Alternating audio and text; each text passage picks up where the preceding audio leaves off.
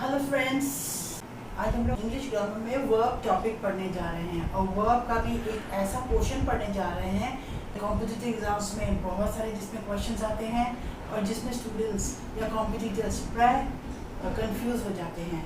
और ये दो टर्म्स है वर्ब के, ट्रांजिटिव और इंट्रांजिटिव वर्ब्स। तो लेट्स गेट गोइंग। सबसे पहले मैं आपको बता दूं कि verbs are mainly of three types. Number 1 is action verbs, Number 2 is linking verbs, Number 3 is helping verbs. और इन तीनों verbs में से what we are going to take up today is the action verbs. बाकी के helping और linking verbs we'll do sometimes later. So let's start with action verbs. Verbs माने क्रिया, क्रिया means कुछ काम करना।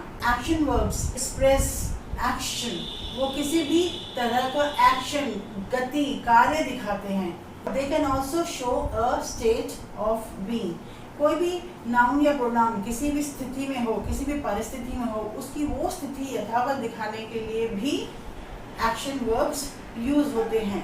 एक एक एग्जांपल लेके देखते हैं। Ram pledge football. राम कुछ काम कर रहा है। क्या काम कर रहा है? फुटबॉल खेल रहा है। तो plays Here is an action verb. So Sheela is a doctor, वो भी शीला की किसी स्थिति का आकलन कर रहा है कि शीला क्या है, वो है एक डॉक्टर। तो शीला is भी यहाँ पे एक ऐसा verb है which is showing a state of being. So basically action verbs are those verbs which expresses an action or a state of being. Now we'll come to the division of action verbs. Action verbs दो तरह के होते हैं, transitive and intransitive. पहले हम लोग लेंगे transitive. Transitive means transfer, transit, that which changes from one to the other. जो एक से दूसरे में change हो जाए या फिर transfer दिखाए, उसके विपरीत intransitive। इन दोनों verbs की क्या क्या निशानियां हैं देखते हैं। Transitive verbs are action verbs number 1. Intransitive verbs are also action verbs. Both are same here. Point number 2. Transitive verbs के साथ जरूरी है कि उसके संग कोई ऑब्जेक्ट लगा हो। एक ऐसा ऑब्जेक्ट जिसके ऊपर वो क्रिया अपना प्रभाव डालती है। जैसे कोई भी क्रिया का शब्द यूज कर रहे हैं, उस क्रिया का शब्द उस आने वाले ऑब्जेक्ट पर कुछ न कुछ अपना जरूर प्रभाव डालती है। तो ट्रांजिटिव वर्ब में एक ऑब्जेक्ट होना बहुत ही जरूरी है। और दूसरी ओर इंट्रांजिटिव वर्ब में कोई ऑब्जेक्ट नहीं होता, वहाँ पे सिर्फ हम लोग एक सब्जेक्ट लेंगे और एक वर्ब, कोई ऑब्जेक्ट नहीं होगा। तो सबसे बड़ा इन दोनों का डिफरेंस यही है, ट्रांजिटिव वर्ब में ऑब्जेक्ट होता है और इंट्रांजिटिव वर्ब में ऑब्जेक्ट नहीं होता। अब दोनों का एक एक एग्जाम्पल देख लेते हैं। We eat rice.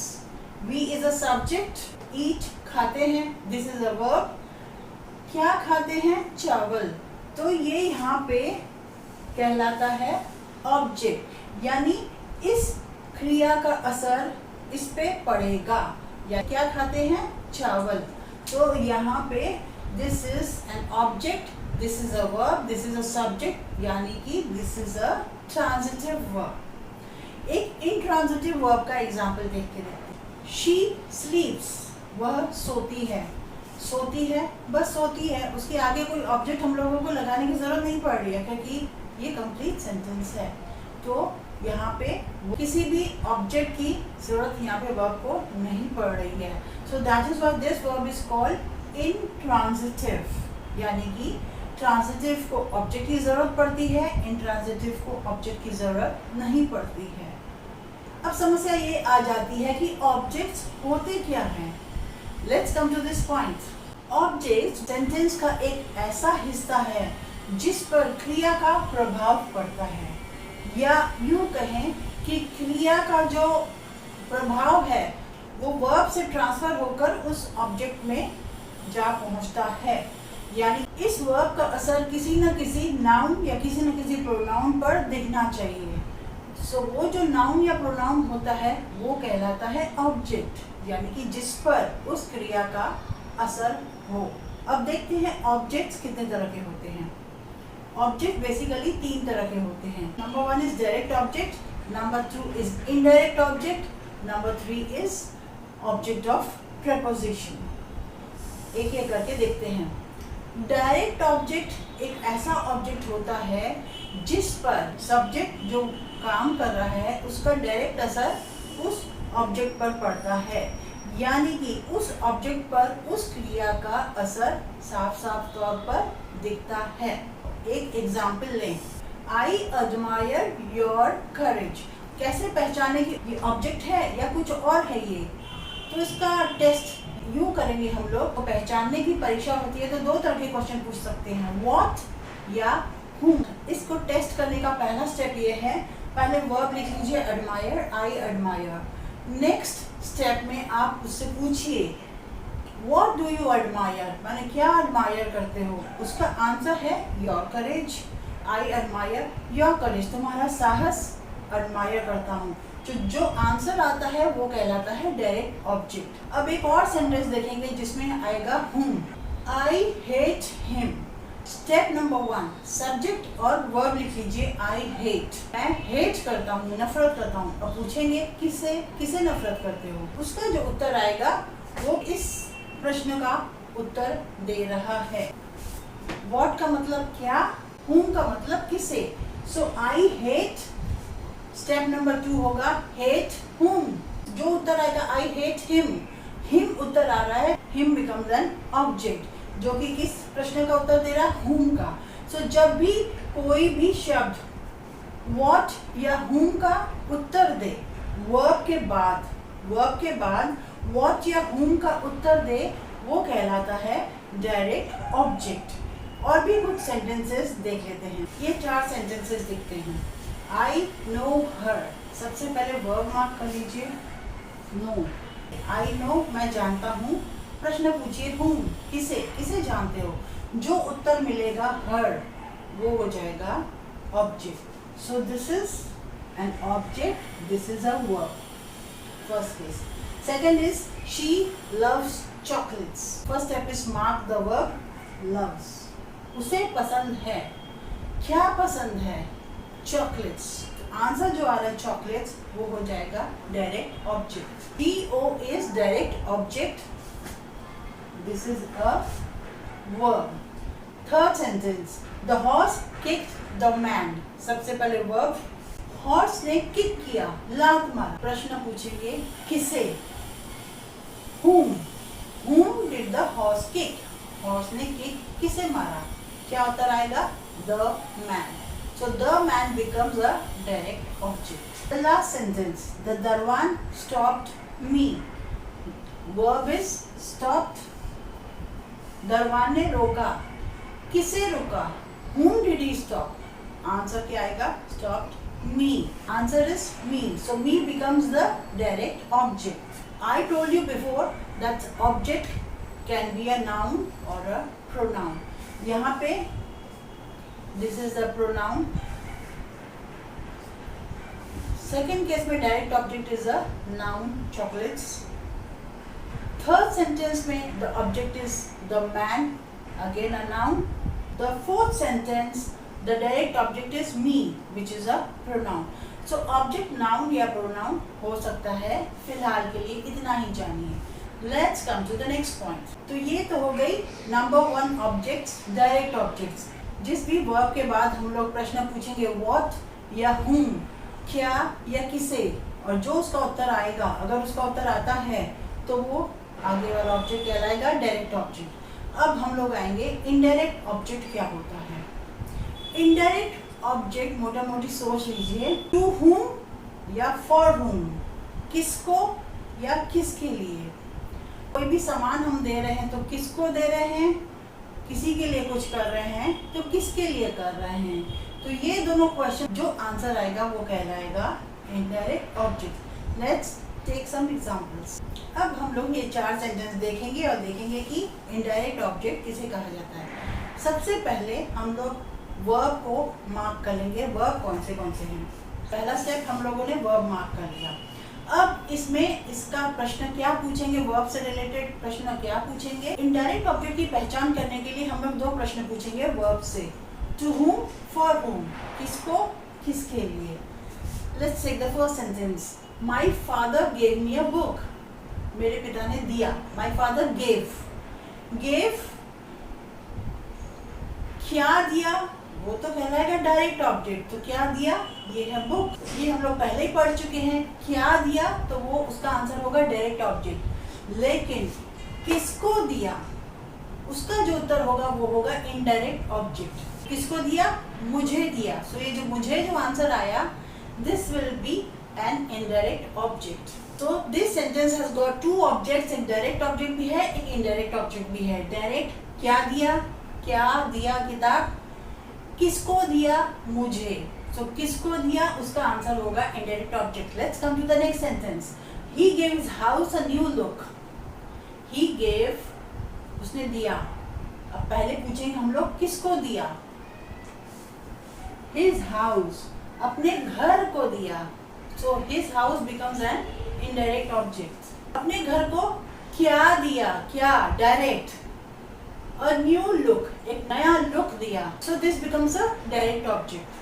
Third sentence, the prime minister gave the country a new policy. Prime minister ने अपने देश को दिया एक नई पॉलिसी। तो प्राइम मिनिस्टर ने दिया, किसको दिया, देश को दिया। किसको दिया का आंसर है डायरेक्ट ऑब्जेक्ट। क्या दिया, a new policy, this is the direct object.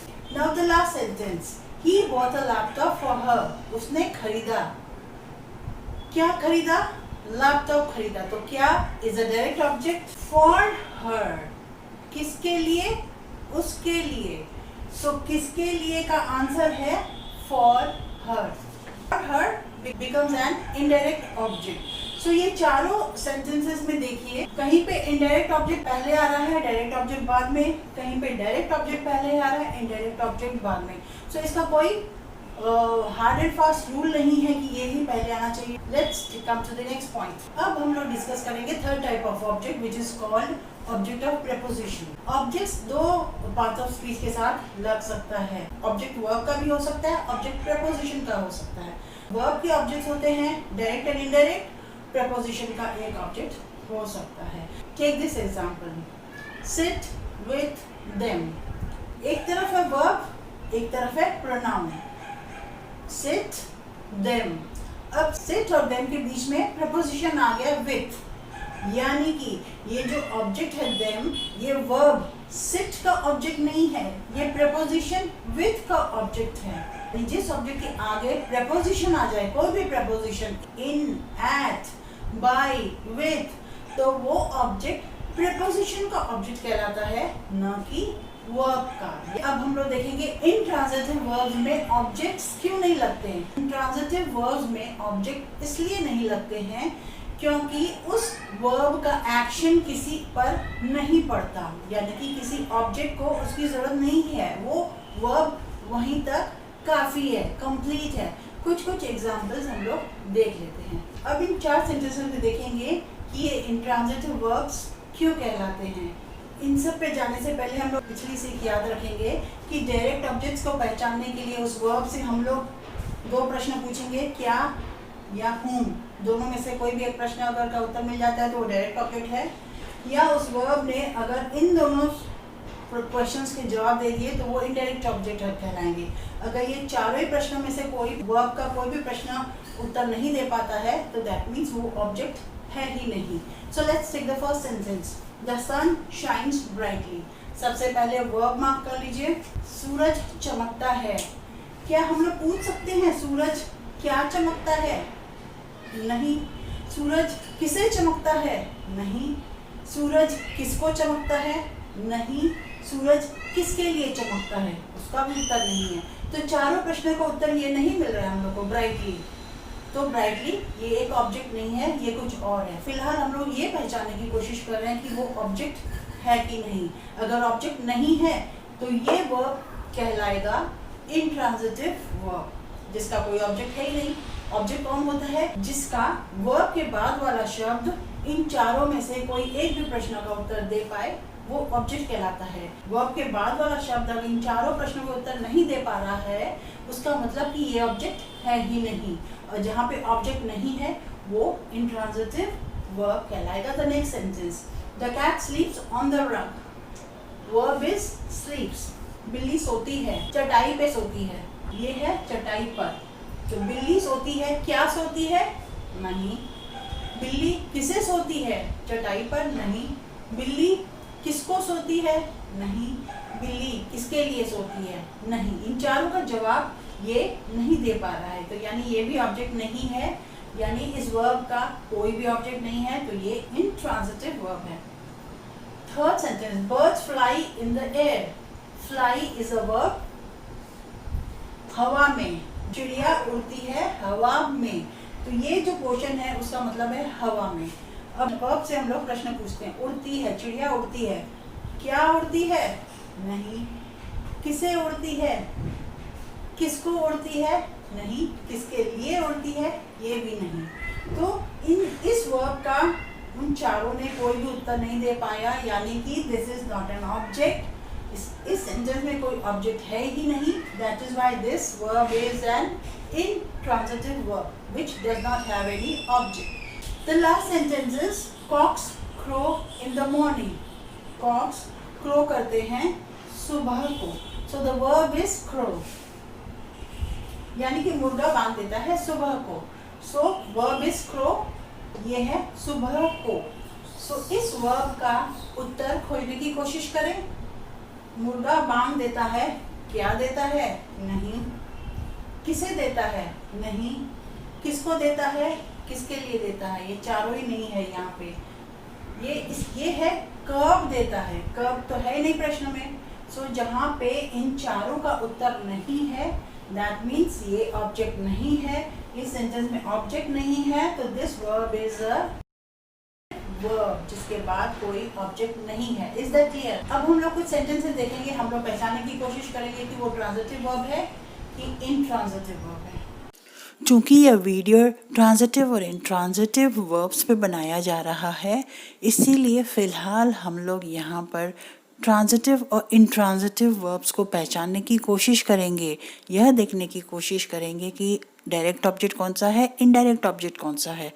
Object of preposition को फ़िलहाल हम लोग नहीं देखेंगे।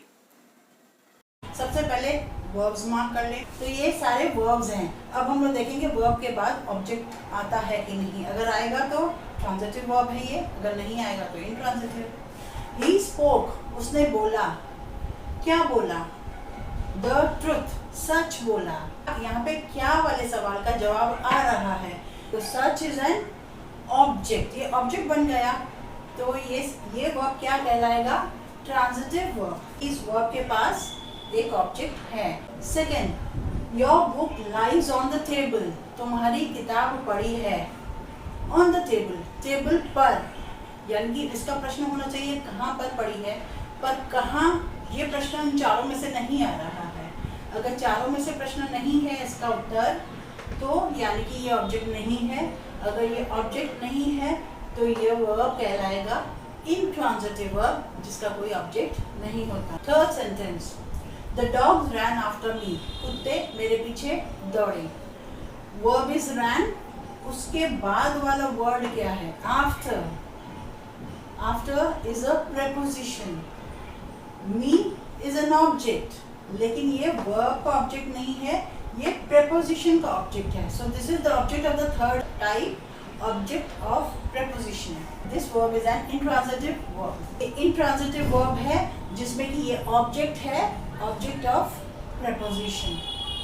The time changes all things, समय बदलता है, ऑल थिंग्स, सब चीज़ों को बदलता है। तो समय किसे बदलता है? समय किसे बदलता है?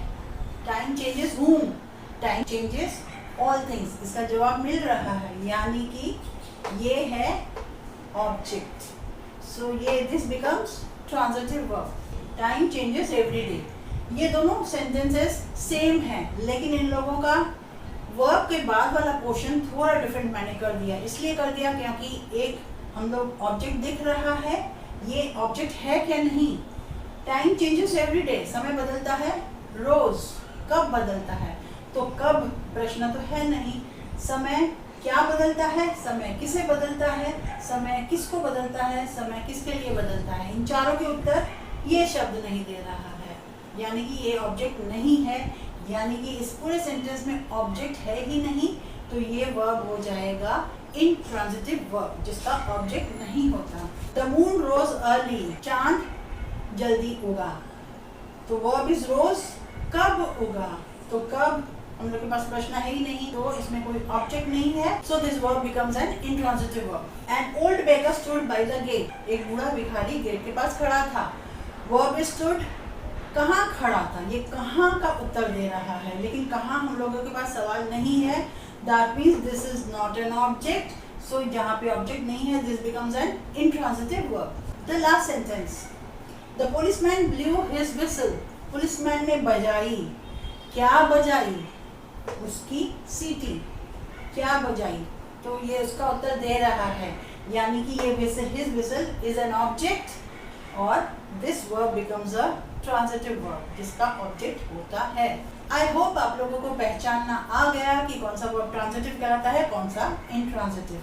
अब जो नेक्स्ट पॉइंट हम लोग डिस्कस करने वाले हैं वो है position of transitive verb. Intransitive verb बहुत आसान है, उसमें कोई ऑब्जेक्ट ही नहीं लगता, तो डिस्कशन की कोई बात ही नहीं।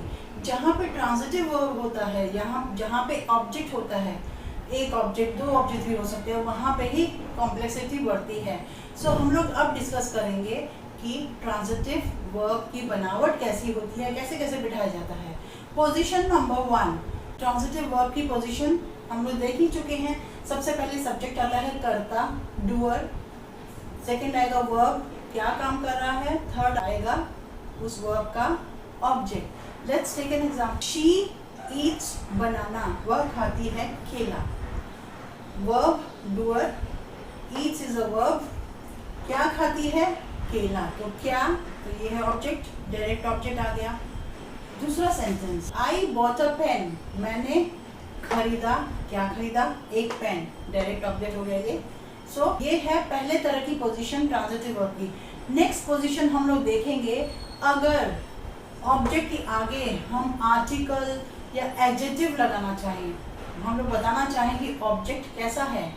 ऑब्जेक्ट नाउन या प्रोनाउन होता है, उसको डिस्क्राइब करने वाले शब्द एडजेक्टिव होते हैं, हम लोग एडजेक्टिव डाल के देखते हैं इसके पहले। अब हम लोग देखेंगे ये जो ऑब्जेक्ट है ये था बनाना, बनाना नाउन, उसके पहले एडजेक्टिव आएगा जो कि बनाना को डिस्क्राइब करेगा, कैसा बनाना, मान लीजिए पका हुआ बनाना, राइट बनाना। आर्टिकल आपको याद होगा, A and the, a right banana, she Yeats a right banana. Is that clear? So transitive verb, object यहाँ है, ऑब्जेक्ट को ये दोनों वर्ड्स डिस्क्राइब कर रहे हैं। नेक्स्ट सेंटेंस में था I bought a pen, object था पेन, आर्टिकल अ लगेगा, अ, एडजेक्टिव कुछ भी डालिए, कैसी पेन, ब्लू पेन, यानी कि ऑब्जेक्ट को डिस्क्राइब करने के लिए हम लोग बीच में आर्टिकल और एडजेक्टिव को भी डाल सकते हैं। थर्ड पोजीशन ट्रांजिटिव वर्ब की देखी जाए, ये दोनों सेंटेंसेस ऐसे सेंटेंसेस है जिसमें ट्रांजिटिव वर्ब का सिर्फ एक ही ऑब्जेक्ट है।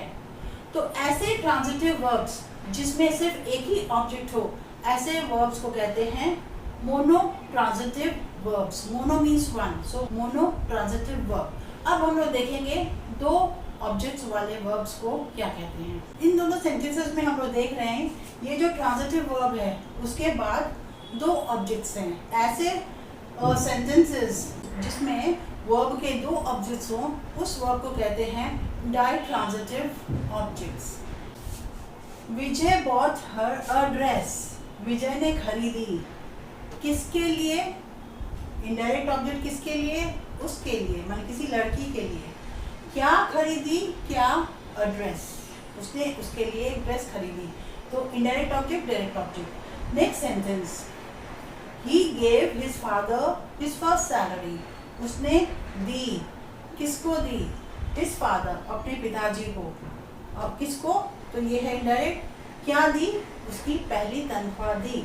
So this is a direct object, क्या दिया, किसको दिया, इज एन इनडायरेक्ट ऑब्जेक्ट। ये देखिए डायरेक्ट ऑब्जेक्ट या इनडायरेक्ट ऑब्जेक्ट में it can have more than one word, एक शब्द से ज्यादा भी हो सकते हैं ऑब्जेक्ट्स में। यूजुअली हम लोगों ने देखा कि ऑब्जेक्ट में एक ही शब्द होता है, नाउन या प्रोनाउन, लेकिन as we take more examples we will see कि ऑब्जेक्ट्स में एक से ज्यादा शब्द भी हो सकते हैं। Let's take the next position of transitive verb. हम इससे पहले ये बात कह चुके हैं कि कोई भी सेंटेंस में ये जरूरी नहीं है कि डायरेक्ट ऑब्जेक्ट पहले आए या इनडायरेक्ट ऑब्जेक्ट पहले आए। डायरेक्ट ऑब्जेक्ट भी पहले आ सकता है, इनडायरेक्ट ऑब्जेक्ट भी पहले आ सकता है, लेकिन अगर हम लोग डायरेक्ट ऑब्जेक्ट पहले लाना चाहें तो क्या सेंटेंस की बनावट वही रहेगी? थोड़ा अंतर होगा, देखते हैं कैसे। Vijay bought a dress for her, Vijay ने उसके लिए ड्रेस खरीदी। विजय बॉट अ ड्रेस, तो विजय ने क्या खरीदी, यहाँ पे क्या वाला उत्तर पहले आ जा रहा है डायरेक्ट, सो अ ड्रेस, सो पहले डायरेक्ट आ गया। किसके लिए खरीदी, हर, उसके लिए। लेकिन जहाँ पे हम लोग डायरेक्ट ऑब्जेक्ट पहले डालेंगे, इनडायरेक्ट बाद में, तो उसमें ये नियम बनता है उसके आगे या तो टू लगाइए या तो फॉर लगाइए। ही गेव हिज फर्स्ट सैलरी, उसने दी, क्या दी, क्या, हिज फर्स्ट सैलरी, अपनी पहली तनख्वाह, किसको, यहाँ पे था किसके लिए, यहाँ पे किसको, टू हिज फादर, अपने पिताजी को। सो जहाँ पे भी इनडायरेक्ट को हम लोग बाद में लाना चाह रहे हैं, उस इनडायरेक्ट ऑब्जेक्ट के पहले या तो टू लगाइए या तो फॉर लगाइए, या तो किसको का उत्तर दे वो, या तो किसके लिए उसका उत्तर दे। नेक्स्ट पोजीशन, अगर कोई सवाल पूछे कि डायरेक्ट ऑब्जेक्ट पहले डालना चाहिए कि इनडायरेक्ट ऑब्जेक्ट, तो उसका उत्तर ये होगा, डायरेक्ट और इनडायरेक्ट दोनों ऑब्जेक्ट में जो छोटा हो उसको पहले रखने की कोशिश करिए, क्योंकि बड़ा वाला बाद में होगा तो बोलने में सही रहेगा। पहले ही बड़ा बोल दें, उसके बाद छोटा सा डालेंगे तो छिप जाएगा। एग्जाम्पल देखते हैं। ही गेव, उसने दिया, क्या दिया, अ बुक, तो बुक छोटा शब्द है। किसको दिया, इनडायरेक्ट ऑब्जेक्ट बाद में आ रहा है, तो किसको दिया का उत्तर इतना बड़ा है। Every student of my class, 1 2 3 4 5 शब्द मिलके इनडायरेक्ट ऑब्जेक्ट बन रहा है। उसके आगे हम लोगों ने नियम पढ़ा कि टू लगाना पड़ेगा। डायरेक्ट ऑब्जेक्ट छोटा है इसलिए हम लोग पहले डाल दें, इनडायरेक्ट ऑब्जेक्ट बड़ा है तो उसको बाद में रखें। Sentence number 2, she gave her child chocolates, cookies and candies, उसने दिया अपने बच्चे को क्या क्या दिया, चॉकलेट, कैंडीज एंड कुकीज। तो क्या दिया, बड़ा है। किसको दिया, अपने बच्चे को। सो किसको मीन्स इनडायरेक्ट ऑब्जेक्ट, और क्या दिया हो जाता है डायरेक्ट ऑब्जेक्ट। यहाँ पे चूंकि डायरेक्ट ऑब्जेक्ट इतना बड़ा है इसलिए हम लोग इसको पीछे रखे हैं, इनडायरेक्ट ऑब्जेक्ट छोटा है इसको पहले रख दिए। तो ये मान के चलिए जो छोटा हो, इन दोनों ऑब्जेक्ट में जो छोटा हो उसको पहले रखिए, जो बड़ा हो उसको बाद में रखिए। सो आई होप गाइज आपको इन दोनों ट्रांजिटिव और इंट्रांजिटिव वर्ब्स में अब कोई कंफ्यूजन नहीं होगा। I hope ideas are very clear to you. फिर भी अगर आपको कोई प्रॉब्लम हो, कोई ऐसा क्वेश्चन आ जाए, क्वेश्चन आपको दिख जाए जिसका उत्तर आप नहीं कर पा रहे हो, आप कंफ्यूज हो जा रहे हो, so do write to me in the comment box below, मैं ज़रूर जवाब दूँगी। Thank you.